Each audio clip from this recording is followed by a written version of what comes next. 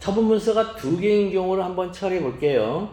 처분 문서가 두 개인 경우 왜 처리를 하면은 이것도 단순하게 처분 문서가 두 장인데 뭐가 처분이 아니냐 그게 중요한 게 아니고요. 소장 때문에 그래요. 소장 때문에. 소장에서는 우리가 알다시피 원고, 피고, 청구 취지 1번, 2번 라는 판결을 구합니다. 그 다음에 청구원인 왜 이런 판례를 해줄까?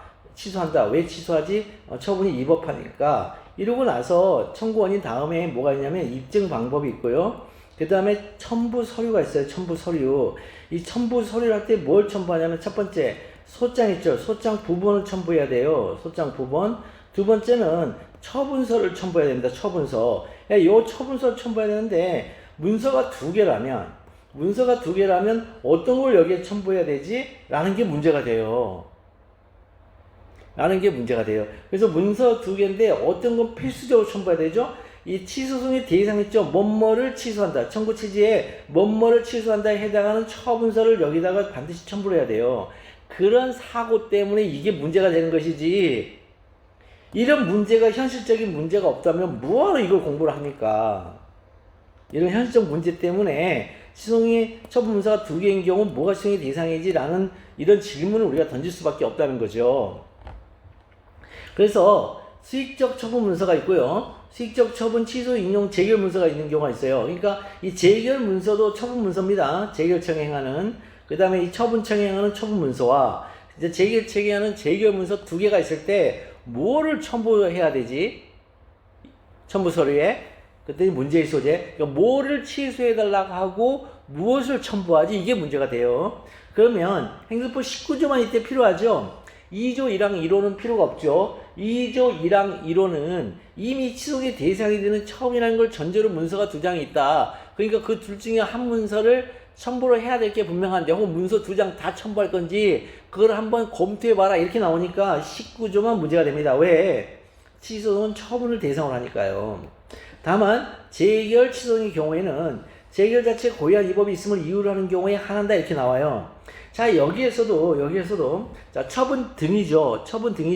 그러면 처분 등에는 처분 플러스 재결 이걸 합치면 등이 되죠. 그 중에 처분 취소송은 뭐가 없어요? 한계가 없어요. 근데 재결 취소송만큼은 이 둘 중에 재결 취소송만큼은 재결 자체에 고의한 위법이 있음을 이유로 하는 경우에 하나인데요. 문제는 이 이유는 어디다 쓰냐면요. 판결에다 쓰는 거예요. 이유는 판결문에다 쓰는 거예요. 그러면 이거 기각 뭐죠?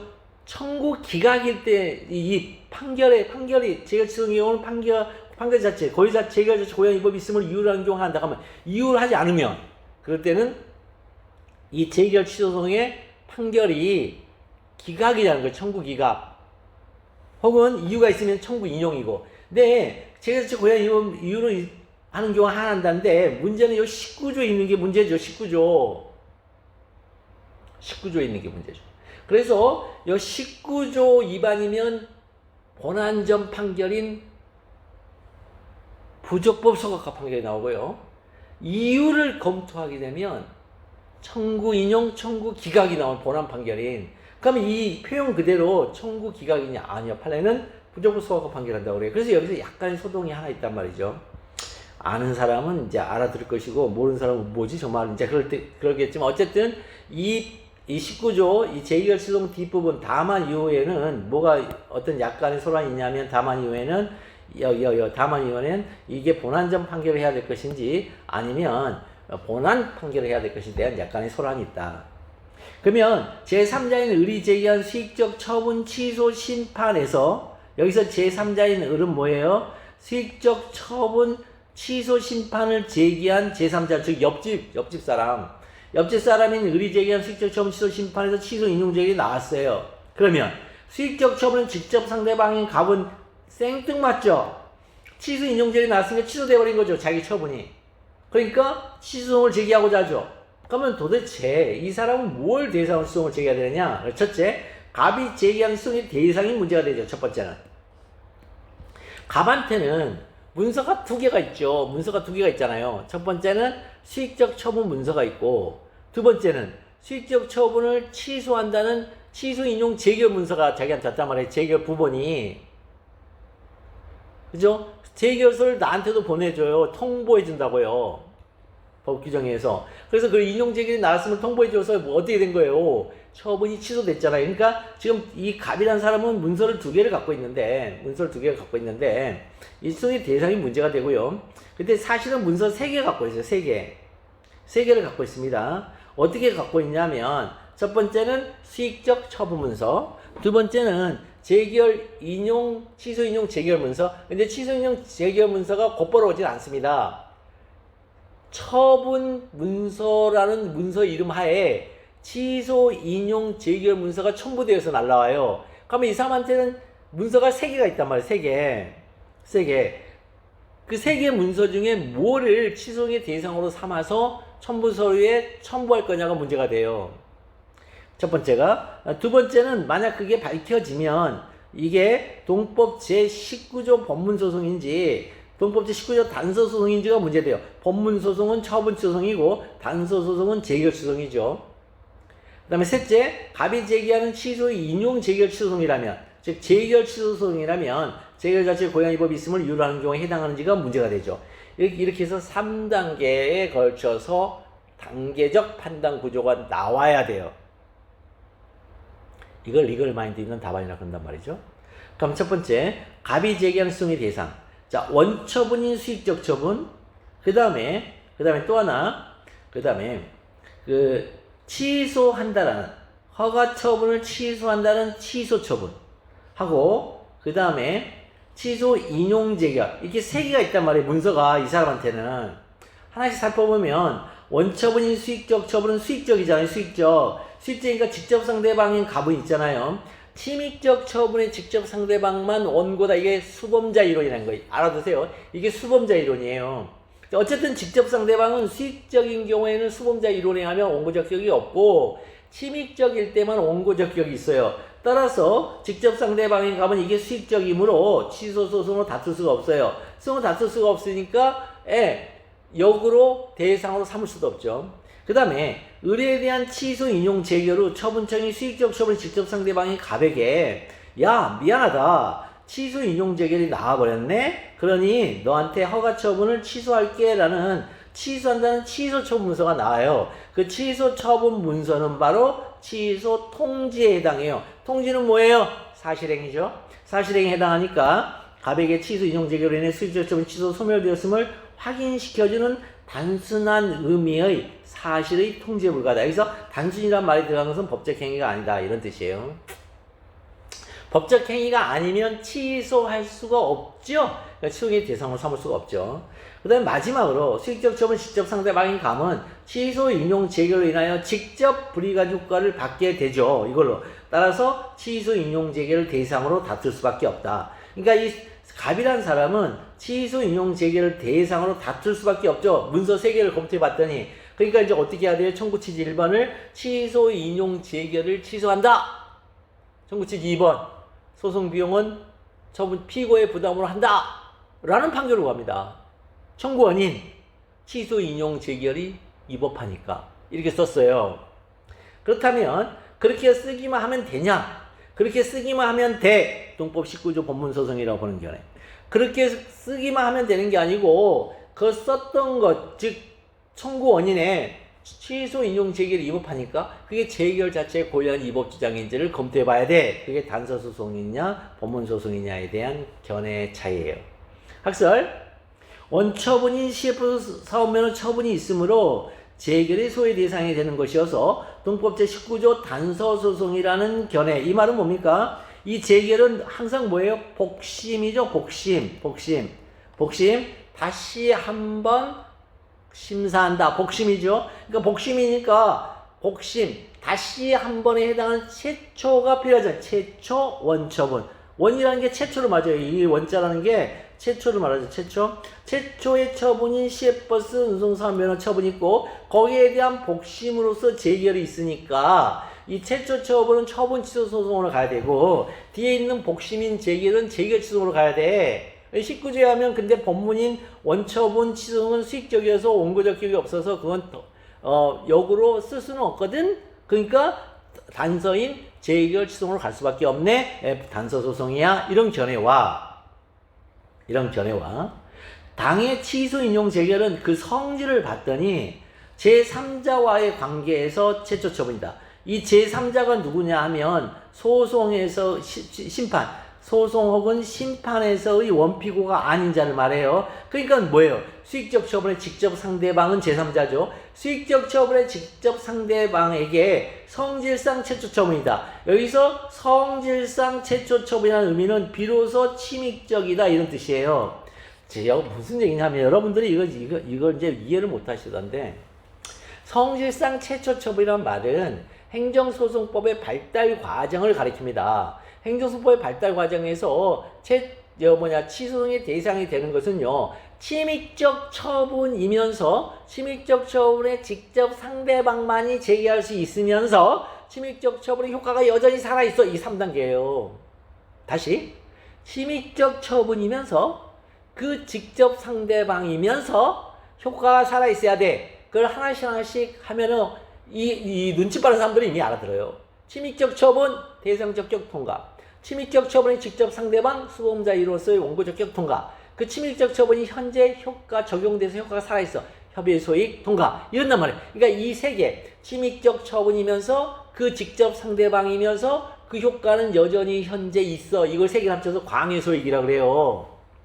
이 광의 소익이 있는 지점에서의 그 직접 상대방에게 발생하는 효력을 개인적 공권이라고 그래요, 이걸. 어렵죠, 말. 그러니까 이 행정법 자체에 깊이 있는 학습이 안 돼 있는 사람한테 여러분들이 강의 들으면은 리걸 마인드 있는 답안이 안 나와요. 그러니까 참 답답할 정도예요.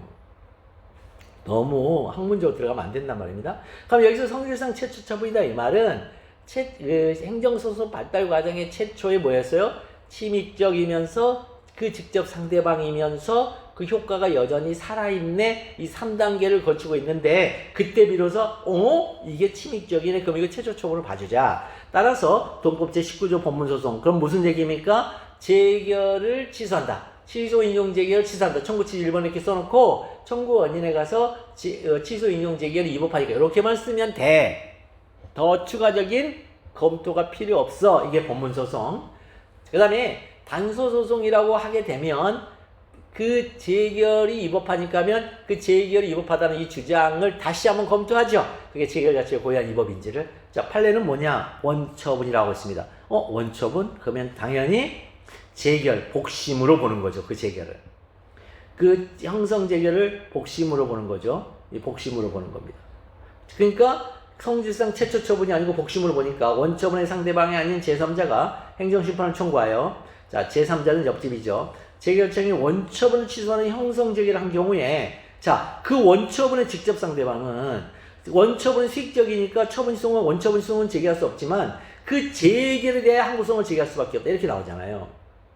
그 재결에 대하여 항고성 그러니까 여러분들이 이 원처분 재결 요 표현이 나오는 순간 이건 뭐라고요? 이 단서 소송을 가리키는 용어라는 걸 아시면 이 문제가 풀리는 거예요. 검토, 취소 인용 재결은 원처분에 대한 복심적 쟁송의 결과인 재결이므로 그 재결을 대상으로 제기한다는 점에서 동법 제19조 단서 소송의 결론과 판례가 타당하다. 이렇게 반드시 검토할 때는 근거가 필요합니다. 그럼 사안의 경우는요. 이 사안의 경우는 목차에 대한 기단에 대하여 목차가 뭐예요? 갑이 제기한 취소 인용 재결 소송이 동법 19조 법문소송인지 동법 제19조 단서소송인지 여부죠. 그죠? 그래서 법문소송인지 제19조 단서소송이다 이렇게 나오고 있잖아요. 여기서 그러면 갑이 제기하는 취소 인용 재결 소송이 재결 자체가 고유한 위법이 있음을 유효하는 경우에 해당하는지 여부. 자 문제의 소재 있잖아요. 재결 자체가 고유한 위법이 있음을 유효하는 경우에 해당하냐 할 때 전혀 이견이 없는 것을 문제의 소재에서 전제로 빼내는 거예요. 그러면 전제로 준내저령으로 빼내게 되어 있습니다. 이거 준내저령. 그러면 주체 보겠습니다. 권한이 없는 기관이 재결하거나 행정심판위원회 구성원의 결격자가 있다거나 정족수 흠결 등의 사유가 있는 경우 이건 뭐예요? 주체. 이 위법으로 재결 자체의 고유한 위법임이 명백해요. 이견이 없어요. 그 다음에 행정심판법상의 심판법 위반이에요. 심판 절차를 준수하지 않는 경우는 절차의 위법으로 재결 자체의 고유한 위법이라는데 이견이 없어요. 그 다음에 구두로 행한 재결이나 서면에 의하더라도 행정심판법 30조 제2항 소정의 주요 기재 사항이 누락되거나 이유 기재에 중대한 흠이 있는 경우 이건 뭐예요? 재결서에 흠이 있다는 뜻이에요. 재결서. 재결서, 재결 자체, 재결 서면은 재결서고, 원래는 서류를 해야 되죠. 공식적인 행정작용은 공법 행위로서 공적 행위는 무조건 서류해야 됩니다. 여러분 국회에서 이번에 청문회 많이 하잖아요. 여러분 진짜 기절초풍하지 않았어요? 저는 법을 공부하는 사람으로서 저 기절초풍한 줄 알았어요. 행정법을 한 사람으로서. 아니 무슨 위원회에서 회의록이 없어요. 말로 했대요. 미친 거예요 이놈들은. 공적 행위는 무조건 문서로 합니다. 심지어 대통령이 기침하는 것도 문서로 처리해서 남겨놔야 돼요. 기록으로 몇 월 며칠 몇 시에 기침했다. 대통령의 포지션에서 행하는 행위인 한 일반 사인으로 돌아가면 더 이상 필요가 없지만, 그러니까 공적인 행위와 사적 영의 행위를 명백하게 우리나라가 분류를 하고 있잖아요. 그럼 공적 행위로 들어가면 무조건 문서로 남겨놔야 돼요. 문서주의란 말이에요. 문서주의. 그런데 문서가 없대. 회의록을 작성하지 않았대. 무슨 이런 개떡 같은 생각이 소리가 있어요. 국민들 세금 처먹은 새끼들이. 그러면 안 된단 말이에요. 그런 말들 하면. 있어야 된단 말이에요. 무조건. 이 서면. 그러니까 이런 건 다 뭐예요? 형식의 위법이란 말이에요. 그 제일자치 고양 위법이라는 데서 아무런 이견이 없어 이거. 문제는 행정심판법상 위반인 내용의 위법이 제일자치 고양 위법이 문제입니다. 여기서 이 내용의 위법은 뭐냐면 행정실체법 위반이에요. 지금 재결청이 행정실체법을 위반한 것도 재결자치 고양 위법으로 봐줄 수 있냐는 거예요. 근데 행정실체법 위반은 처분의 내용의 위법이지 재결의 위법이 아니라는 게 지금까지 전통적인 견해였거든요. 왜? 심판법, 즉 재결은 심판법만 위반할 수 있지, 재결은 심판법 위반을 우리가 재결의 위법이라고 그러지, 실체법 위반은 처분의 위법이라고 봤지 재결의 위법이라고 봐서는 안 된다. 이런 뜻이에요. 즉 바울이 얘기하죠. 성경에 세상은 나에 대해서 죽고 나는 세상에 대해서 죽었다. 예수 그리스도로 인하여. 이 말이 무슨 뜻일까요? 서로 죽은 서로 간의 관계에서는 법을 적용할 수 없다는 거예요. 그러니까 세상은 나에 대해서 죽었기 때문에 나한테 세상 법을 적용을 강요할 수가 없어요. 세상이. 또 나는 세상에 대해서 죽었기 때문에 예수 천국 불신족 요것도 이놈들도 지옥 가는 놈들이에요. 예수의 법을 세상에 대해서 강요할 수가 없어요. 서로 간에 무관계하다. indifferent. 서로 간에 무차별하다.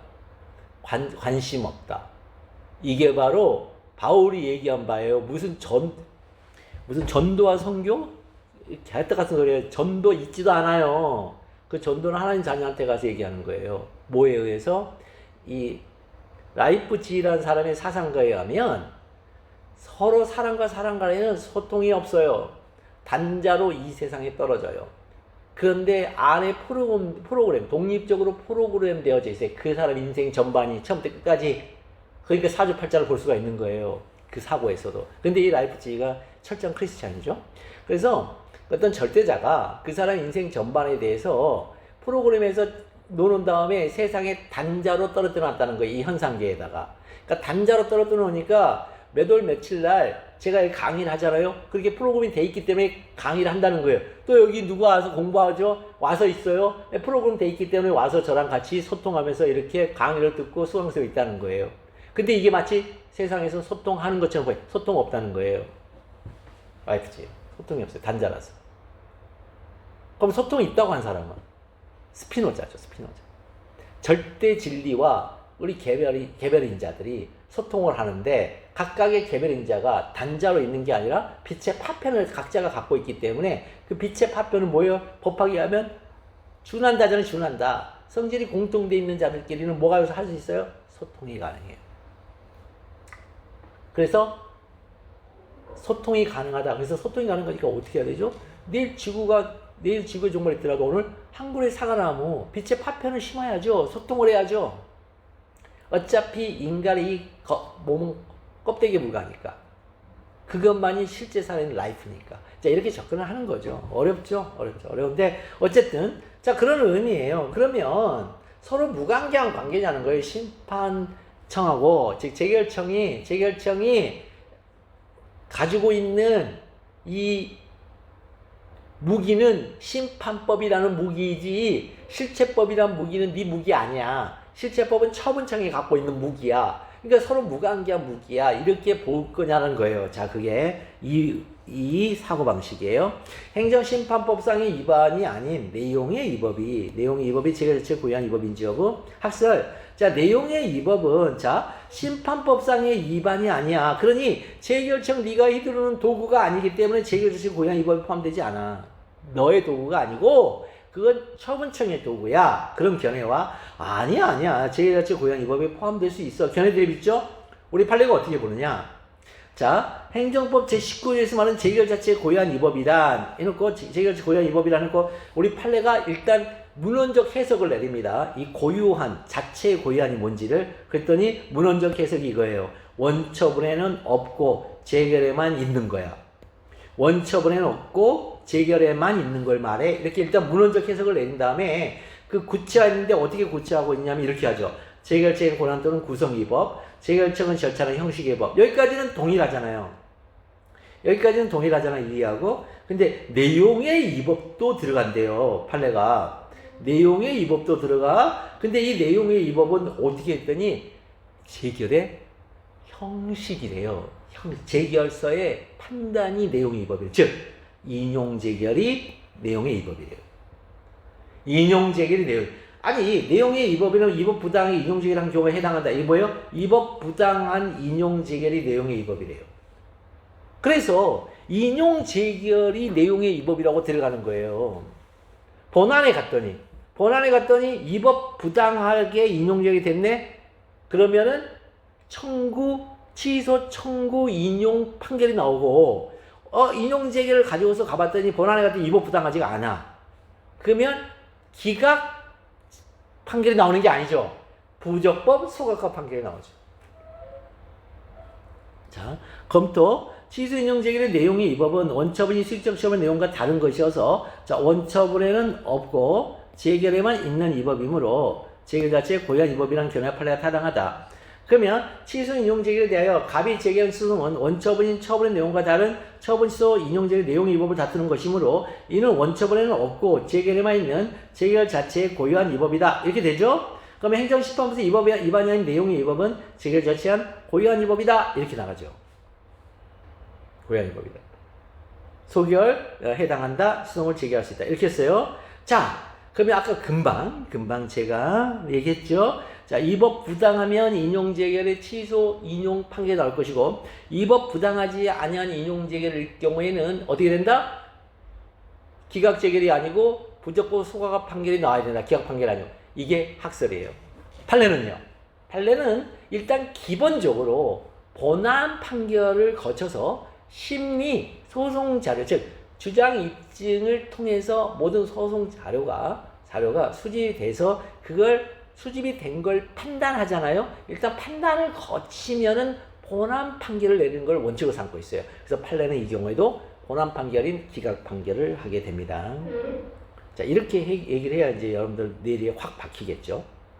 자, 그 다음에 두 번째는 자, 수익적 처분 문서가 아니고 침익적 처분 문서예요. 자, 수익적 처분 문서일 때는 취소 인용 재결이죠. 침익적 처분 문서일 때는 일부 인용 재결 혹은 적극적 변경 재결 문서. 그러니까 일부 인용 재결이거나 적극적 변경 재결이 있는 경우. 이 경우는 어디에 있는? 적극적 변경은 뭐죠? 처분의 종류, 침익적 처분의 종류를 달리하는 거예요. 영업정지를 과징금으로 바꿔주는 걸 적극적 변경 재결이라고 그래요. 별거 아니에요. 적극적 변경 재결은 적극적 변경이란 말은 무슨 뜻이냐면 6개월 영업정지를 3개월 영업정지로 이건 적극적 변경이야. 그거는 일부 인용이고 6개월 영업정지를 3개월 영업정지로 바꿔주는 건 일부 인용 재결이고 재결청에서 그게 아니고 6개월 영업정지를 3개월 영업정지에 가름하는 3개월 영업정지를 때려줘야 되는데 영업정지 때문에 영업을 못하니까 영업은 계속해. 그러나 3개월 영업치 내놔 임마. 돈 내놔. 그게 과징금이죠. 그걸 우리가 변형된 과징금이라는데 그 과징금 처분으로 바꿔주면 그거를 적극적 변경을 한단 말입니다.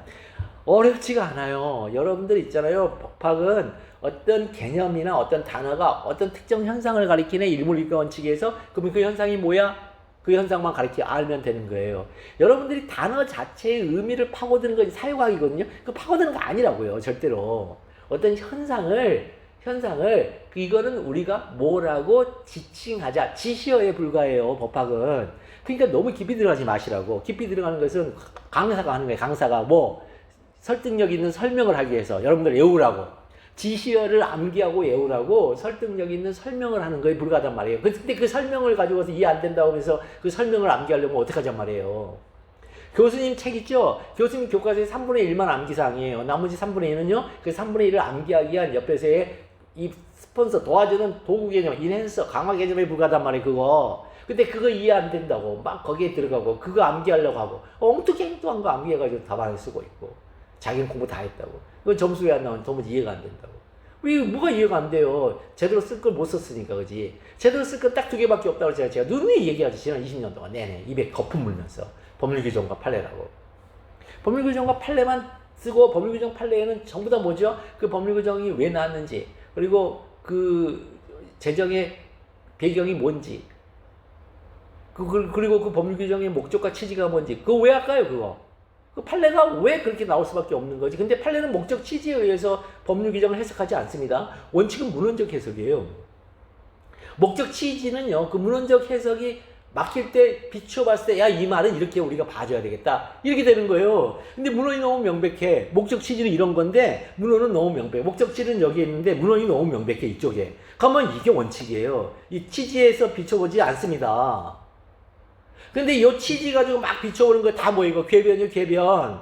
여러분들 있잖아요. 국회에서 국회의원들 하는 말들 보세요. 분명히 있잖아요. 요 말이에요, 요 말. 근데 국회의원이 지 스스로 있잖아요. 가정의 어떤 판단을 한 다음에 거기에서 비춰봤을 때 이 말은 요렇게 해석해야 되잖아요. 이렇게 가죠. 왜? 자기들한테 유리하게 그걸로 끌고 오려고 하죠. 요게 바로 궤변이에요. 요거 못하게 하려고 3단 논법이 나왔다니까요. 요거 못하게 하려고 이 문헌적 해석, 이 글자가 가지고 있는 그 뜻이 일단 1차적으로 우선해. 목적 취지보다도 그런 뜻이에요. 이게 바로 이 판례가 왜 중요한지에 대한 이런 그 방증이에요. 이런 말 자체가 벌써. 제 강의를 들으면 그런 데 대해서 좀 문제의식을 많이 가지기를 바랍니다. 자, 취소소송의 제기가 가능하려면 취소소송 요건을 충족해야 한다. 그러면 이 처분에 대해서 일부 인용 재결이 나왔어요. 그럼 취소의 제기가 가능한지와 관련하죠, 이거. 한쪽 관련. 첫째, 취소의 대상이 도대체 뭐냐는 거예요, 대상이. 대상이 뭐냐. 두 번째, 제소기간 요건을 충족했냐. 그래서 요 타입 5-2번에서는 반드시 제소기간 요건이 부분 논점으로 꼭 튀어나온다는 거예요. 여러분들 이거 다 이거 있잖아요. 간과하죠. 이 시험 문제 쓰라 그러면. 이 타입에서, 이 5-2번 타입에서는 요거 제소기간 요건이 부수적 논점으로 반드시 나와야 되는데 전부 다 간과하죠. 그 다음에 심익적 처분 문서하고 일부 인용 재결 문서가 나왔을 때, 혹은 적극적 변경 재결 문서가 나왔을 때, 이거 나왔을 때 어떻게 문서를 어떻게 첨부하지? 이게 문제가 되죠. 자, 봅시다. 취소의 대상이 땡땡 처분인지 일부 인용 재결인지 여부. 재결 문서가 두 개 있는 거죠. 처분 문서와 재결 문서. 자, 학설. 자, 일부 인용 재결이 나온 경우에 행정법 제19조를 봤더니 일부 인용 재결의 내용상 하자는 재결 자체의 고유한 위법이 아니니까 이건 원처분주의 원칙이 적용된다, 이건. 따라서 재결에 의하여 일부 취소되고 남은 원처분이 수용의 대상이라는 견해. 요거. 그 다음에 일부 인용 재결은 원처분을 대체하는 처분이기 때문에 일부 인용 재결만이 수용의 대상이라는 견해. 자, 요 말은 무슨 얘기냐면 어려운 말 아니죠. 자, 6개월 영업정지 처분이 있었어요. 처분이 있었는데 3개월 영업정지 처분으로 재결이 있잖아요. 일부 인용 재결이 나왔어요. 그러면 이제 어떻게 되냐면 이렇게 나오는 거예요, 요 말은. 6개월 중에 3개월 있죠? 그러면 3개월 중에 요 파트는 뭐예요? 일부 인용을 해서 취소시켜줬다는 거예요. 그 다음에 요 파트는 그대로 유지하고 있다는 거예요. 그러면 침입적 처분의 직접 상대방은 있잖아요. 이 6개월이 전체가 위법해서 이 전체를 없애달라는 건데, 이거 취소해 주세요 달라는 건데, 재결청에서 이 3개월은 이거는 위법이 아니야, 임마. 위법 없어. 라고 지금 판단했다는 거죠. 그러면 일부 인용 재결이 났을 때, 자, 이 파트, 요 파트는 취소가 됐으니까 이제 더 이상 다툴 수가 없죠. 다툼에 이익이 없죠, 이거요. 왜? 취소로 부존재로 넘어갔기 때문에. 취소하여 부존재로 넘어갔기 때문에, 인용에 대해서 부존재로 넘어갔기 때문에 이제는 의미가 없어요. 근데 그러면 이제 이걸 이제 다투어야 되거든요. 요 파트를 다투어야 돼요. 이제 요 파트를 다투어야 돼요. 근데 요 파트는 원처분하고 내용이 같잖아요. 이 범위 내에서. 그래서 재결에 의하여 일부 취소되고 남은 원처분이 수용의 대상이라고 본 거예요. 이건요. 똑같으니까 일부 6개월에서 3개월, 여기에 원처분이 3개월의 범위 내에서는 동일하니까 원처분주로 간다. 그랬더니 그게 아니고 어떤 분들은 이렇게 얘기를 하죠. 이 6개월에서 이 3개월로 뭐다? 대체했다. 요 대체는요, 6개월 정부 취소, 새로운 3개월의 처분 발령, 이런 뜻이에요. 따라서 일부 인용 재결은 이거는 새로운 처분 발령이기 때문에 일부 인용 재결이 새로운 처분 발령을 수용의 대상이 된다. 이렇게 보는 거죠, 이건. 자, 이해되십니까? 자, 근데 판례가 뭐라 하냐? 판례가 취소되고 나면 원처분으로 갑니다. 판례를 보겠습니다. 행정처의 식품위생법령에 따라 영업자에게 영업제재 처분한 후 변경 재결에 따라 그 처분을 영업자에게 유리하게 변경하는 처분한 경우, 그죠? 그러니까 이걸 6개월인데 유리하게 3개월로 변경하는 처분한 경우, 이 3개월 변경 처분에 의하여 유리하게 변경된 내용의 행정제재가 위법하다. 그러니까 이 3개월도 여전히 위법하다라고 하여 그 취소를 구하는 경우, 그 취소의 대상은 뭐냐 했더니 취소되지 않고 남은 원처분인 거지 변경 처분은 아니다. 변경 처분, 대체하는 처분은 변경 처분이라는데 우리 판례가 이 일부 인용 재결 시행의 대상인 견해를 정면으로 쪽을 주고 있죠. 네가 지금 잘못 생각하고 있는 거야. 그래서 변경된 내용의 당초 처분은 명령 재결일 때, 그 다음에 취소되지 않고 남은 원처분일 때는 이건 형성 재결일 때 나오는 표현이에요.